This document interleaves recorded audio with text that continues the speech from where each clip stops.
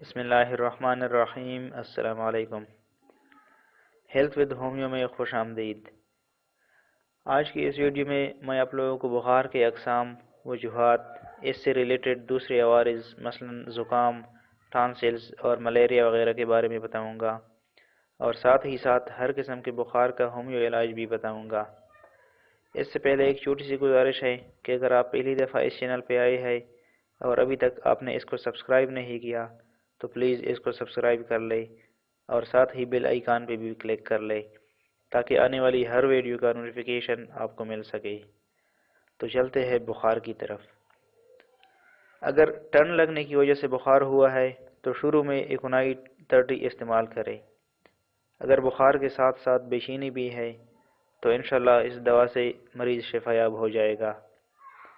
اس کے علاوہ پائروجینم 200 ہر قسم کے بخار میں استعمال کرے، یہ بہترین رزلٹ دیتی ہے۔ بخار کے حوالے سے ایک جنرل بات ذہن میں رکھیں کہ تیز بخار کی صورت میں کبھی بھی دوا مت لے اور نہ ہی انجیکشن لگوائے۔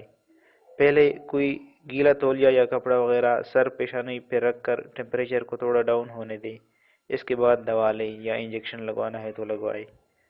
اگر بخار انفلوئنزا زکام کے ہمراہ ہو تو ارسینیکم ایلبم اور ایبیٹوریم پرف دونوں کو 30 پوٹنسی میں مکس کر کے 3 ٹائم استعمال کریں۔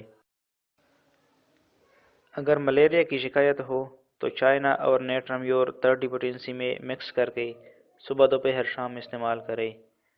یہ ملیریا بخار کے لیے آزمودہ نسخہ ہے۔ اگر گلے کے غدود سوج گئے ہو، دیکھنے میں سرخ رنگ کے نظر آئے تو بیلاڈونا کو ہمیشہ یاد رکھیں۔ اس دوائی کا سرخی کے ساتھ ازل سے دشمنی ہے۔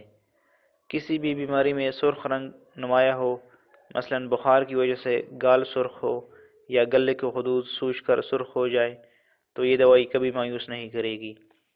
یہ دوائی اگر ایکیوٹ حالت میں 200 پوٹنسی میں دن میں ایک دفعہ استعمال کی جائے تو اللہ کے فضل سے بہت جلد آرام پہنچ جاتی ہے۔ دوستو، امید کرتا ہوں یہ انفارمیشن آپ کے لیے ہیلپ فل ثابت ہوئی ہوگی۔ لائک کا نشان پریس کر کے یا کمنٹس کر کے میری حوصلہ افزائی ضرور کریں۔ ملتے ہیں ایک نئی ویڈیو میں، تب تک کے لیے اجازت دیجیے۔ اللہ حافظ۔